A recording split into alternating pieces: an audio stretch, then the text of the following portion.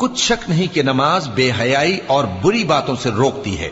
और अल्लाह का जिक्र सबसे बड़ा है, और जो कुछ तुम करते हो अल्लाह उसे जानता है। और अहले किताब से बहस न करो मगर ऐसे तरीक से कि निहायत अच्छा हो। हाँ, जो उनमें से बेइंसाफी करें उनके साथ उसी तरह मुजादला करो,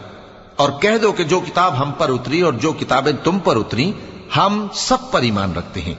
और हमारा और तुम्हारा माबूद एक ही है, और हम उसी के फर्माबरदार हैं। और इसी तरह हमने तुम्हारी तरफ किताब उतारी है, तो जिन लोगों को हमने किताबें दी थीं वो इस पर ईमान ले आते हैं, और बास इन मुशरिक लोगों में से भी इस पर ईमान ले आते हैं, और हमारी आयतों से वही इनकार करते हैं जो हैं ही काफिर। और तुम इससे पहले कोई किताब नहीं पढ़ते थे और न उसे अपने हाथ से लिख ही सकते थे।